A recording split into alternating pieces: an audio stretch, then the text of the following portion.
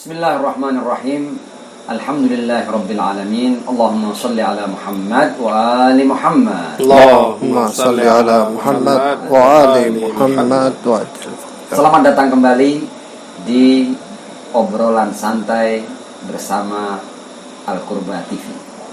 Kita masih dalam topik yang sama, melanjutkan pertemuan yang lalu. Topik kita, saya ingatkan, pandemi antara kepatuhan beragama dan kepatuhan warga negara. Pada kesempatan kali ini kita secara spesifik akan membahas tentang musibah itu sendiri, atau mungkin saya bisa katakan filosofi musibah dalam pandangan agama. Seperti kemarin kita masih dengan tamu yang sama, Al-Habib Ali Ridho Assegaf. Selamat datang, Habib Ali. Ahlan salam. Di samping kiri saya juga masih Bapak Haji Yasir Arafat. Selamat datang, Pak Haji. Ahlan salam. Izinkan saya untuk menyampaikan sedikit materi tentang filosofi musibah dalam pandangan agama. Umat Islam akrab dengan ayat ini. Ayat ada di surat Al-Baqarah.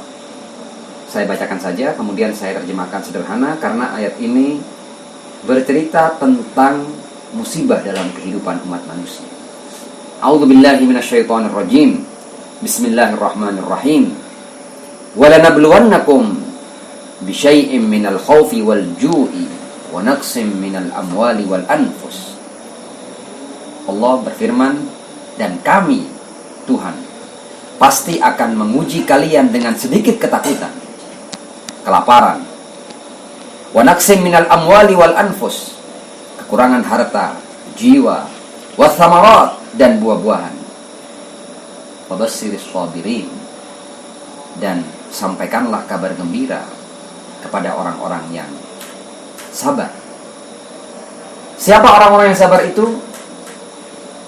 Allah berfirman, alladzina idza asabatuhum musibatun, yaitu orang-orang yang ketika ditimpa oleh musibah mereka akan berkata, inna lillahi wa inna ilaihi raji'un. Kami semua dari Allah dan kami semua akan kembali kepada Allah. Ayat masih berlanjut. Ulaika alaihim shalawatun mir rabbihim wa rahmah wa ulaika humul muhtadun. Orang-orang yang dalam musibah bersabar itu disifati oleh Allah, merekalah orang-orang yang mendapatkan sholawat dari Tuhan mereka dan rahmat.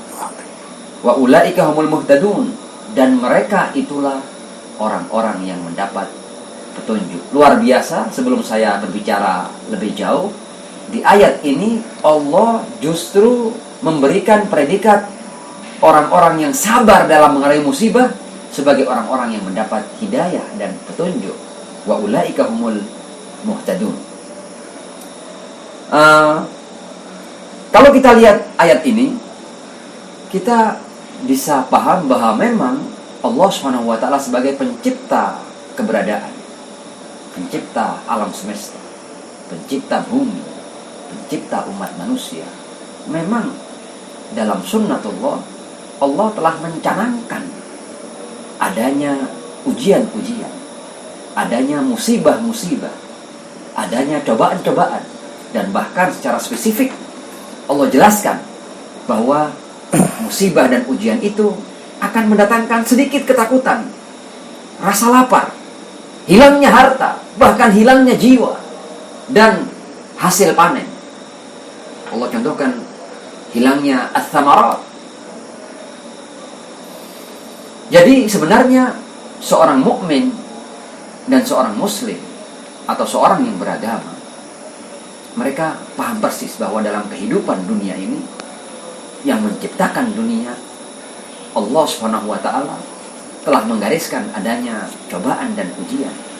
Jadi mereka tidak akan kaget, tidak akan gelisah, tidak akan khawatir, tidak akan cemas ketika dalam kehidupan ini mereka menghadapi silih bergantinya musibah dan cobaan.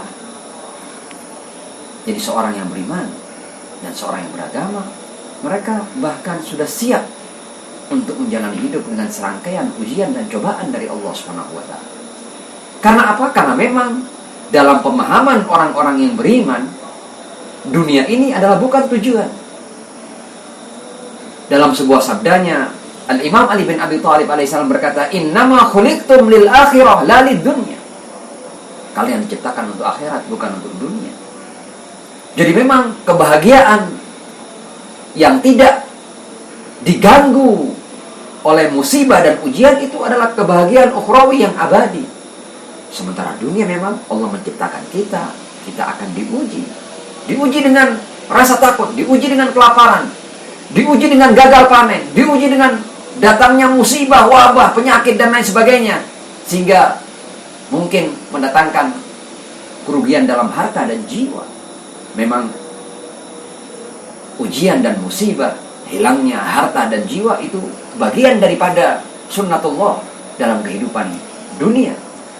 Tapi kebahagiaan yang hakiki, yang abadi, yang tidak ada ujian, ada musibah, ada gangguan-gangguan, adanya penyakit, ada kekurangan makanan dan lain sebagainya, itu hanya kehidupan ukhrawi. Nah, ini mungkin sebagai pengantar, dan nanti di bagian kedua saya akan lengkapi tentang filosofi musibah yang disampaikan oleh Al-Imam Ja'far As-Shadiq alaihissalam, di mana Imam Ja'far menjelaskan dengan penjelasan yang cukup gamblang bahwa sebenarnya terjadinya musibah dan bencana ini semuanya hikmahnya adalah kebaikan dan keuntungan bagi para hamba itu sendiri.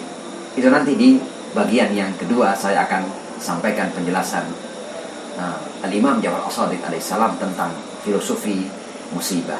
Nah, tentang paparan saya yang pertama tadi itu, saya akan kembali meminta tanggapan dari tamu spesial kita, Al-Habib Ali Ar-Ridha Assegaf. Falyatafadhal. Naam. Assalamualaikum warahmatullahi wabarakatuh. Waalaikumsalam warahmatullahi wabarakatuh. Sekaitan dengan jahitan antara tema atau topik awal kita dengan spesifik pada masalah musibah, pada perspektif ana pribadi bahwa musibah itu bisa kita kategorikan pada dua aspek, ya. Ada musibah individual, ada musibah komunal atau musibah sosial. Ketika kita sekarang menghadapi wabah pandemi ini adalah musibah sosial, musibah komunal yang mungkin tidak hanya menimpa pada 1-2 orang, tetapi karena bersifat pandemi ini menyangkut banyak orang yang terkena musibah. Namun hanya satu pertanyaan yang masih mengganjal di ana, Ustaz. Antara musibah, ujian. Ana teringat dari apa yang pernah diceramahkan oleh Kiai Haji Zainuddin MZ, bahwa ujian itu untuk ini orang-orang dai sejuta umat, ya. Dai sejuta umat. Bahwa ujian itu untuk orang-orang yang beriman. Sedangkan musibah, ada cobaan dan lain sebagainya, itu ditimpakan kepada orang-orang yang tidak beriman. Bahwa ketika seseorang duduk bersekolah, duduk di bangku sekolah, maka sepatutnya dia ujian. Sama halnya ketika kita beragama, kita berislam, kita beriman, itu ada ujian datangnya dari Allah SWT. Tetapi yang tidak, ya, yang tidak ikut sekolah, ya jangan ikut ujian. Jangan menganggap bahwa itu adalah sebuah ujian, tetapi itu adalah sebuah musibah, seperti yang antum tadi sampaikan. Nah, bagaimana kita mendapatkan gambaran bahwa apa yang terjadi saat ini ujian bagi seseorang tertentu, sedangkan musibah bagi orang yang lain. Oke, saya akan tanggapi sekaligus dengan penjelasan tentang filosofi musibah dari Al-Imam Ja'far As-Shadiq alaihissalam. Insya Allah akan menjadi jelas pertanyaan-pertanyaan seperti itu. Tapi sebelum saya masuk di materi, mungkin saya minta Haji Yasir untuk sedikit menanggapi.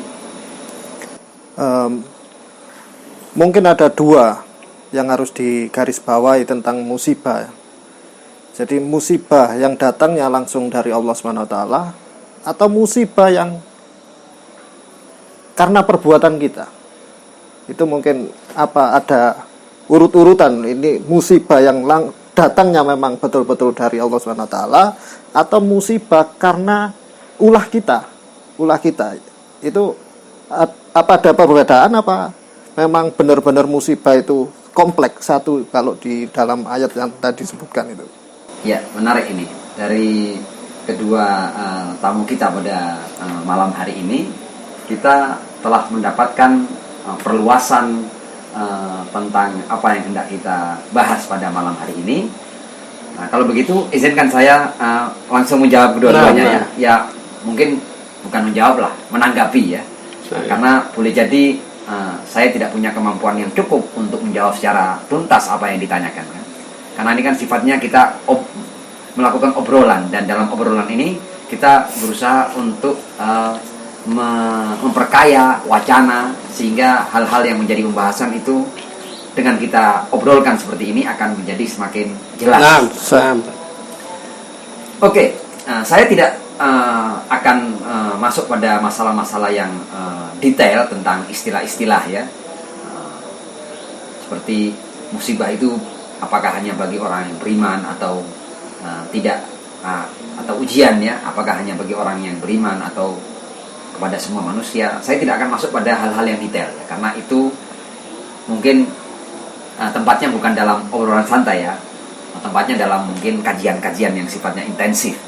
Tapi saya akan memberikan jawaban yang sifatnya universal, yang umum saja, bahwa memang filosofi Allah menciptakan kematian dan kehidupan di dunia ini adalah untuk menguji umat manusia. Dalam surat Al-Mulk atau surat Tabarak yang mungkin banyak muslimin yang menghafalnya, itu Allah berfirman, "Huwallazi khalaqal mauta wal hayata liyabluwakum ayyukum ahsanu amal." Dialah yang menciptakan kematian dan kehidupan. Tujuannya apa? Liyabluwakum, untuk menguji kalian. Artinya semua hamba Allah ini dapat ujian. Dalam ujian ini ada yang akhirnya kemudian menerima petunjuk dan menjadi orang-orang yang beriman. Ada yang kemudian menolak petunjuk dan menjadi orang-orang yang ingkar. Jadi sebenarnya ujian ini bagi semua umat manusia. Memang akhirnya dalam ujian ini ada manusia-manusia yang menjadi mukminin, dan ada manusia-manusia yang kemudian gagal untuk menjadi yang beriman. Secara umum mungkin begitu ya. Tanpa saya ingin menyelami secara mendalam tentang istilah-istilah ya, karena saya katakan tadi itu untuk kita memahami makna-makna istilah itu memang harus dalam kajian-kajian yang khusus ya, dan bersifat intensif. Nah, mudah-mudahan jawaban singkat tadi itu bisa memberikan katakanlah jawaban atas berbagai hal yang dipertanyakan tadi. Namun akan lebih jelas dengan apa yang disampaikan oleh cucu Rasulullah Shallallahu Alaihi Wasallam, Ja'far As-Shadiq alaihissalam.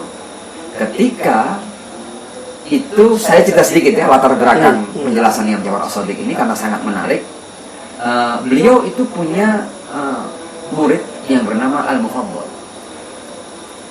Mufaddal ini adalah murid setia Al-Imam Ja'far As-Shadiq alaihissalam. Mufaddal dalam kehidupan sehari-harinya dia seringkali bersinggungan dengan orang-orang yang tidak percaya kepada Tuhan, atau orang-orang ateis, atau kalau dalam bahasa Arab disebut orang-orang zindiq. Jamaknya adalah kaum zanadiqah, orang-orang yang tidak percaya kepada Tuhan. Dan biasanya memang mereka ini selalu memberikan pertanyaan-pertanyaan yang mengusik keimanan orang-orang yang beriman. Dan kemudian Mufaddal biasanya datang mengeluhkan berbagai macam pertanyaan dan kritikan kaum ateis tadi ini kepada Al-Imam Ja'far As-Shadiq alaihissalam. Dan Imam Ja'far kemudian memberikan penjelasan. Menarik, Imam Ja'far kemudian memberikan waktu khusus kepada Mufaddal untuk datang di pagi hari sampai menjelang zuhur, dan itu berlangsung selama 4 hari. Nah, Al-Mufaddal dipersilakan untuk menanyakan berbagai macam kritikan kaum ateis atau kaum zanadiqah. Dan Imam Ja'far As-Shadiq memberikan jawaban-jawaban yang luar biasa. Karena 4 hari, maka buku ini kemudian dibukukan ini sampai disebut dengan Tauhid Al-Mufaddal.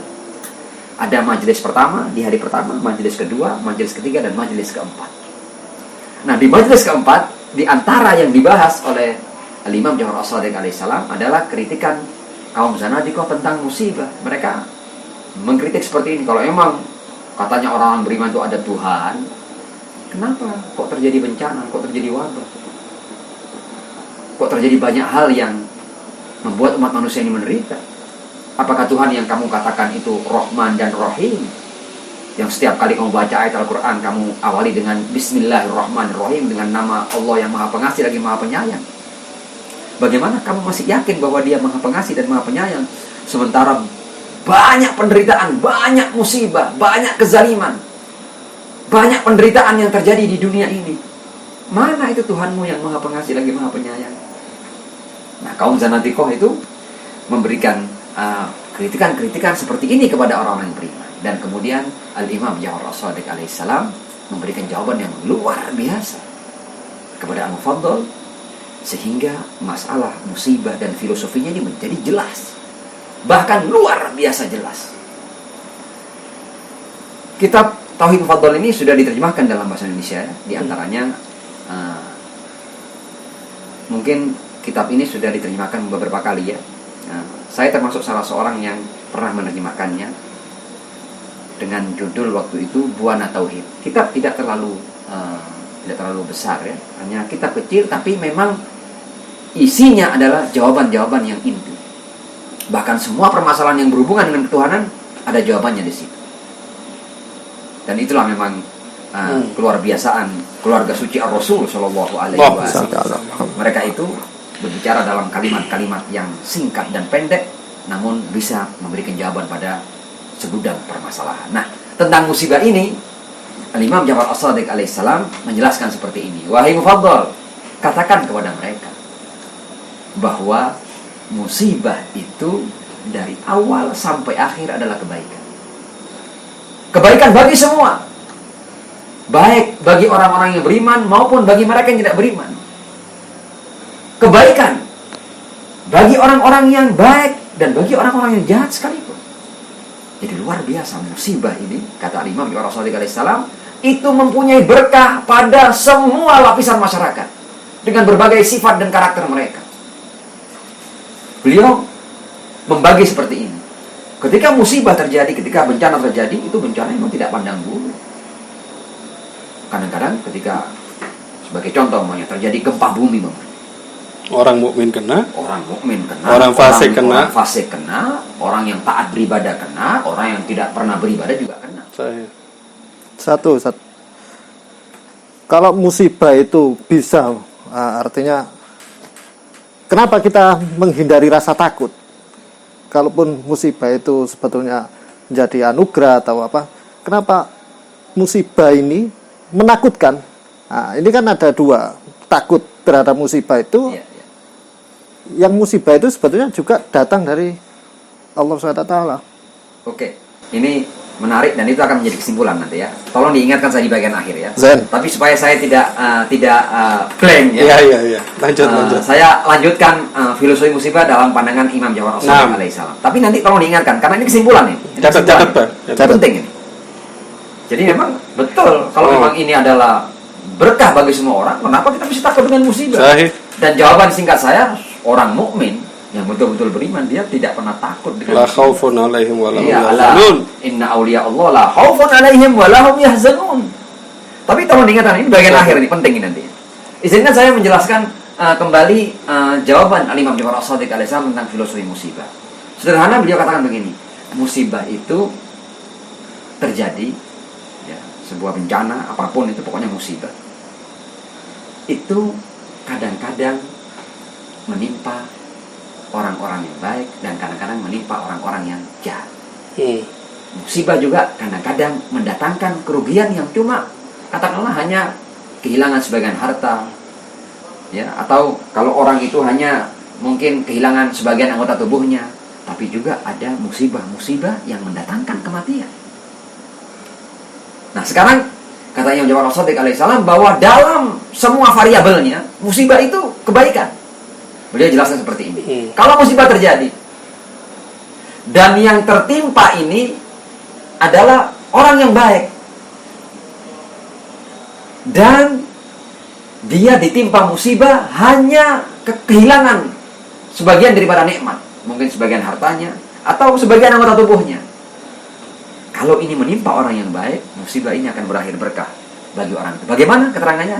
Kata Imam Ja'far As-Shadiq alaihissalam, orang yang beriman ketika dia mendapatkan ujian, dia kalau ujian itu hanya bukan kehilangan jiwa, ya, cuma katakanlah kehilangan sebagian anggota tubuhnya atau kehilangan sebagian hartanya, orang yang beriman dia akan menyikapi musibah itu seperti ini, bahwa ya Allah, dulu aku menikmati dua kaki, aku berjalan dengan sempurna dan aku belum pandai menghargai nilai dua kaki ini, ya Allah. Aku baru bisa menghargai nilai dua kaki ini ketika satu kakiku Engkau ambil, ya Allah. Aku semakin menghargai betapa luar biasanya nikmat dua kaki ini. Dan aku baru tahu ketika satu kakiku Engkau uji, sehingga aku kehilangan satu kaki ini. Nah, orang yang beriman, ketika dia dapat musibah, dia akan menghadapi musibah ini dengan kesabaran. Dan setiap detik sabarnya akan menjadi lumbung pahala baginya. Jadi, bagi yang beriman. Oh iya, musibah itu ketika menimpa orang yang beriman dan dia kehilangan katakanlah sebagian anggota tubuhnya, maka sejak saat itu kesabarannya dalam kehilangan satu kaki ini akan menjadi lumbung pahala baginya. Bukan hanya itu, berkahnya bisa menimpa orang lain. Orang lain yang melihat orang yang cacat, ketika dia bersyukur kepada Allah, ya Allah, aku tidak seperti dia. Aku punya dua kaki. Dia kehilangan satu kakinya. Nah, syukurnya orang ketika melihat seseorang ini mendapat musibah, yang bersyukur dapat pahala, yang menjadikan orang ini bersyukur juga dapat pahala dari Allah SWT. Karena itu kata saya, musibah yang dihadapi dengan kesabaran akan menjadi sumber pahala dan sumber berkah. Luar biasa kan? Nah. Jadi musibah itu bukan keburukan, tapi musibah adalah berkah. Nah, saya lanjutkan, kalau akhirnya musibah bagi orang yang beriman itu berakhir pada kehilangan jiwa dan nyawa, itu juga kebaikan. Mungkin orang menganggap, oh kesian ya dia mati. Ya enggak. Orang yang beriman, orang yang selalu berbuat baik, ketika mendapat musibah dia dan musibah itu menghilangkan jiwanya dan dia kehilangan jiwa dengan itu, maka ini berarti percepatan ke surga. Dan mungkin kalau kita bisa mendengar lisanul hal seorang mukmin yang dapat musibah dan akhirnya dia mati dan langsung masuk ke surga Allah, dia katakan, ya Allah, kenapa tidak dulu-dulu Engkau timpakan kepada aku, sehingga aku bisa cepat menikmati surga. Jadi bayangkan ya, musibah itu bagi orang yang beriman, apakah dia kehilangan seluruh hartanya atau sebagian anggota tubuhnya atau berakhir dengan kehilangan jiwa, itu ternyata adalah kebaikan bagi orang yang beriman. Dan yang menarik, dalam keterangan Al-Imam Ja'far As-Shadiq alaihissalam, hal ini bagi orang-orang yang jahat, orang pendosa pun, musibah itu juga berkah baginya. Orang yang pendosa, orang yang gemar berbuat maksiat, orang yang katakanlah dalam hidupnya dia berbuat aniaya, boleh jadi ketika musibah terjadi, contoh ketika dia kehilangan kaki, boleh jadi hilangnya satu kaki ini akan merubah dia dari sosok yang angkuh menjadi sosok yang rendah hati.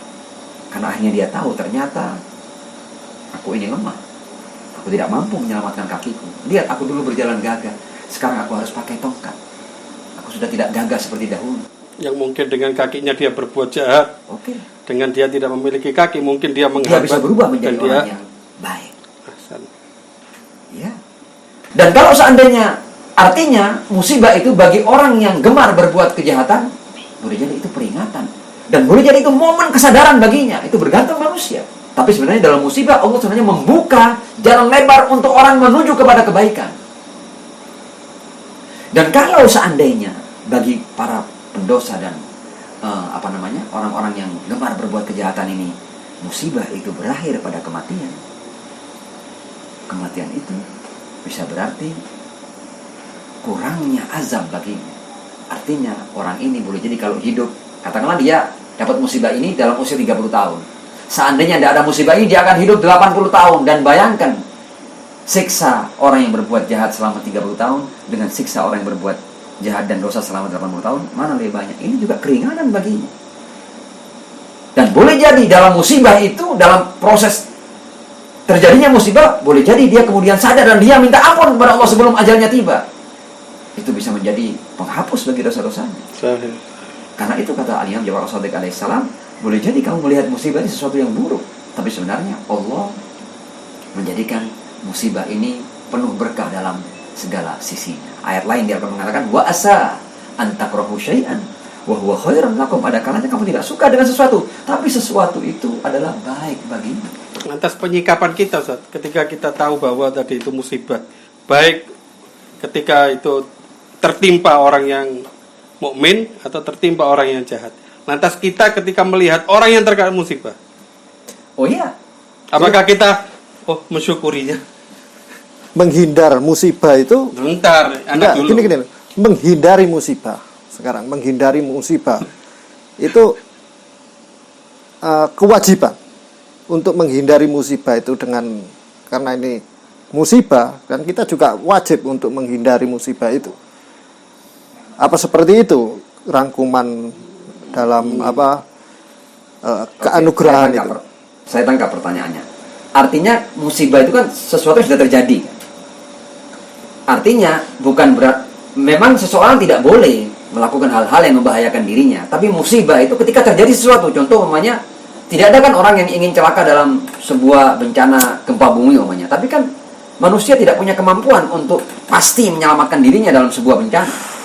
Jadi ketika bencana terjadi dan akhirnya tiba-tiba rumahnya runtuh dan dia tidak sempat memang kewajiban seorang hamba ketika terjadi gempa dia harus mencari tempat yang aman. Tapi kalau seandainya tidak sempat dan terjadi dia tertimpa oleh rumahnya yang berakhir pada cacatnya tubuh atau kematian, itu yang dinamakan musibah. Ya, artinya sebelum ke anak tadi ini bahwa musibah itu memang adalah ketika tertimpa ke kita harus menyikapinya seperti itu. Tetapi ketika kita tidak terkena musibah, kita dalam kondisi nyaman, kondisi sehat, itu adalah kenikmatan yang harus kita syukuri. Tetapi ketika kita tertimpa musibah, maka kita kembali Selain itu juga ini bisa menjadi peluang pahala. Artinya ketika kita melihat ada saudara-saudara kita yang tertimpa musibah dan kita datang dengan bantuan-bantuan sosial, dengan kepedulian, dengan simpati, kita punya, kita sehat, kita ini untuk itu peluang pahala bagi kita. Jadi subhanallah, di balik musibah ini Allah menurunkan 1001 berkah di baliknya. Nah, kalau tidak ada yang ditambahkan, saya akan jawab apa yang menjadi pertanyaan Haji Yasir di awal tadi itu, yang saya janji takut tadi. Tapi mungkin ada yang mau dikembangkan lagi, silakan. Sudah. Oke. Al-Imam Ali bin Abi Thalib alaihissalam, dan hal ini sebenarnya sudah saya sampaikan dalam syarah khutbah Al-Muttaqin. Sudah ditanyakan juga dalam TV Al-Qurba itu. Jadi orang-orang yang bertakwa itu ketika diposisikan dalam posisi ujian, nuzilat anfusuhum fil bala. Jadi kalau orang-orang yang bertakwa ini diposisikan dalam posisi bencana dan musibah, itu seperti orang yang diposisikan dalam situasi berkah dan anugerah. Agak aneh ini kan. Jadi orang yang keimanannya, ketakwaannya sudah sampai pada tingkat tertentu, dia malah dalam tanda kutip tentunya melihat musibah betul-betul sebagai berkah. Kenapa? Saya akan berikan jawaban singkat. Karena orang-orang yang bertakwa dan beriman ini, dia sudah selesai dengan masalah ketuhanan. Dia sudah sampai pada titik keimanan kepada Sang Khalik ini, itu dengan keimanan yang sempurna. Apa maksudnya? Orang yang beriman,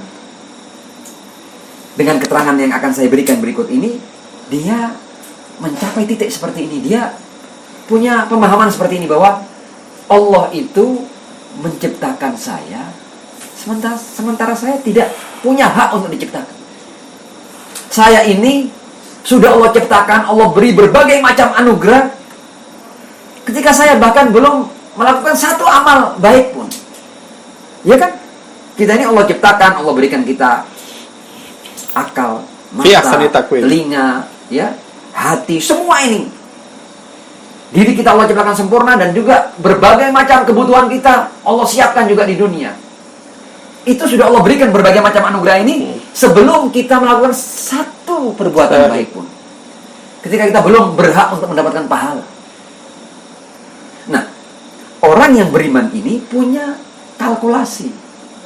Dia katakan, kalau Zat yang Maha Pengasih lagi Maha Penyayang ini sudah memberikan saya berbagai macam anugerah sebelum saya berbuat kebaikan apapun, maka Dia pasti akan memberikan saya anugerah dan kebaikan yang berlipat ganda ketika saya sudah berbuat kebaikan. Dan di antara perbuatan baik itu, ketika saya sebagai hambanya sabar menjalani ujian dan cobaannya. Jadi orang yang beriman, dia yakin bahwa, maka itu dia punya kalkulasi seperti ini. Jadi ketika mendapat musibah, dia akan tertawa riang. Karena apa? Karena dia tahu bahwa di balik ujian ini ada anugerah yang berlipat ganda, lebih daripada anugerah yang sudah dia terima selama ini. Karena itu kalau kita kembali dalam peristiwa Karbala, ya, Sayyidah Zainab alaihissalam, cucu Ar-Rasul sallallahu alaihi wasallam, saudari Al-Husain ibn Ali bin Abi Thalib alaihissalam, putri Az-Zahra, putri Ali bin Abi Thalib, di padang pasir Karbala setelah dia melihat semua keluarganya dibantai, bahkan anaknya juga dibantai.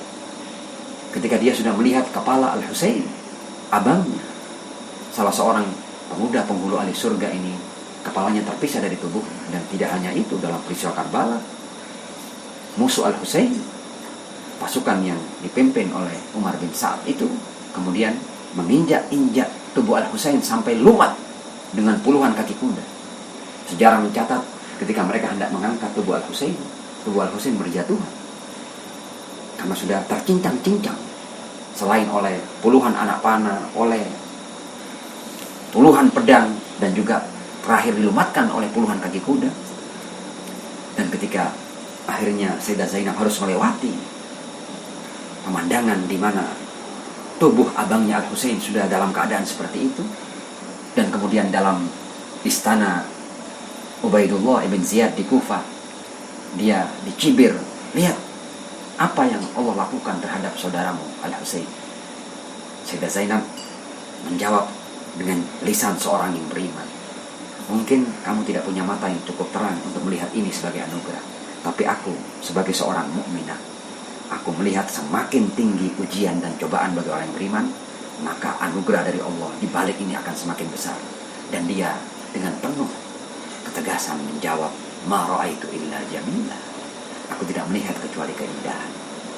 Bayangkan musibah yang seperti itu, yang tragis seperti itu, seperti peristiwa tragedi Karbala, Sayyidah Zainab mampu melihatnya sebagai sebuah keindahan. Dan hanya mata orang yang beriman yang mampu melihat musibah sebagai keindahan dan berkah. Ma ra'aitu illa jamila. Saya cukupkan paparan saya. Tapi sebelum saya closing, silakan kalau ada tanggapan-tanggapan dari tamu-tamu agung saya pada malam hari ini. Ketika tragedi Karbala itu termasuk ujian apa musibah? Kalau ujian sama musibah kan berarti definisinya kan sama atau beda? Iya, musibah itu sebenarnya apa yang menimpa. Yang menimpa kita ini bisa memang ketentuan dari Allah, bisa karena ulah umat manusia yang lain. Jadi ketika dalam kehidupan dunia ini Allah mengizinkan umat manusia ini untuk berbuat baik dan berbuat buruk, Allah memberikan kebebasan kepada mereka, maka apapun yang terjadi di dunia ini itu adalah ujian bagi umat manusia. Karena kehidupan dunia ini Allah mengizinkan orang untuk bebas berbuat. Karena itu Allah memberikan pahala bagi mereka yang berbuat baik, dan Allah memberikan siksa bagi orang yang berbuat buruk kalau tidak sempat bertaubat di akhir hayatnya atau sebelum ajalnya tiba. Jadi artinya kehidupan dunia ini secara keseluruhan adalah musibah, adalah ujian. Jadi itu mungkin gambaran lebih luasnya seperti itu. Sekali lagi kita tidak akan masuk pada definisi apa namanya itu terminologis ya dari istilah-istilah tertentu ya, karena itu bukan dibahas di obrolan santai. Jadi penyikapan kita seperti yang antum paparkan, Ustaz, melihat kondisi pandemi yang ada ini, apapun itu namanya, mau musibah, mau ujian. Sebagainya. Tadi disampaikan bahwa kenapa kita takut kalau memang ujian ini menjadi berkah. Kan ada dua, ketakutan terhadap di pertemuan yang kita kemarin kita mendiskusikan bahwa di pandemi ini adalah jangan sampai menulari dan ditulari. Kalau itu menimpa kita harus menyikapinya seperti itu. Tetapi kalau menimpa orang lain berarti kita juga mencelakakan orang lain. Dan itu yang tidak digendaki oleh negara, apalagi digendaki oleh agama. Saya kira kan dua gini, artinya takut terhadap musibah itu sama takut terhadap Tuhan kan beda ini. Takut terhadap musibah artinya kita takut karena kebencian, dan takut terhadap Tuhan karena kecintaan. Kan itu ada dua definisi takut, rasa takut itu. Oke. Ini Haji Yasir selalu mengangkat tema-tema yang terlalu akhirnya kita harus memperluas. Ini satu sesi tersendiri. Ya, tapi artinya benar bahwa memang yang hendak kita bahas di obrolan kedua ini ya tentang topik kita ini adalah bahwa seorang mukmin itu dia telah paham tentang musibah, bahwa dalam kehidupan dunia ini ada musibah, dalam kehidupan ini ada ujian. Ada hal yang mungkin tidak mengenakan, yang akan berakhir dengan rasa takut, kehilangan jiwa, ya, harta dan lain sebagainya. Jadi orang mukmin dia memasuki kehidupan dunia dengan pemahaman yang cukup, sehingga mereka tidak gusar, tidak gelisah, tidak cemas berlebihan ketika menghadapi berbagai macam hal-hal yang tidak mengenakan dalam kehidupan dunia, karena dia punya pandangan yang jelas. Jadi dan dia tahu bahwa apapun yang terjadi ini kalau kita sikapi dengan benar akan menjadi berkah. Kan berita-berita medsos kan bikin parno semua kan, seperti itu kan. Jadi kan antara takut terhadap musibah yang ada ini, wabah yang ada ini, dengan takut terhadap Allah SWT kan harus dibedakan. Harus diluruskan, Ustaz, harus diklarifikasi. Betul. Jangan sampai bahwa ujian atau musibah yang terkena ini suudon terhadap Allah, bahwa Allah memberikan wabah ini kepada umat manusia ini dan sebagainya. Mungkin itu yang karena itu kan saya katakan bahwa jauh-jauh hari Allah sudah menjelaskan bahwa walanabluwannakum bisyai'in minal khauf. Allah sudah kabarkan dalam kehidupan dunia yang memang aku tidak ciptakan kalian untuk dunia. Aku ciptakan kalian untuk kehidupan abadi. Dunia ini ada kematian. Mau ada musibah, tidak ada musibah, bahkan ketika kalian menjalani kehidupan yang normal pun kalian akan berakhir dengan kematian. Santo. Jadi insya Allah mudah-mudahan obrolan santai kita pada malam hari ini insya Allah menambah semangat kita dalam menghamba dan bersyukur kepada Allah SWT, dan mudah-mudahan bisa menjadi inspirasi bagi pendengar TV Al-Qurba ya, untuk mungkin mendapatkan, insya Allah mudah-mudahan mendapatkan sedikit pencerahan dari obrolan kita pada malam hari. Terima kasih atas undangannya, Ustaz. Saya juga terima kasih atas kedatangannya. Sama-sama, kita juga minta maaf kalau ada salah yang disampaikan. Oke, nggak ada masalah ya. Ya, akhirnya kita sampai juga pada penghujung obrolan santai bersama Al-Qurba TV. Insya Allah kita akan segera bertemu dalam obras-obras berikutnya dan dengan topik-topik yang lain insya Allah. Sekian, terima kasih atas perhatiannya. Wassalamualaikum warahmatullahi wabarakatuh. Waalaikumsalam warahmatullahi wabarakatuh.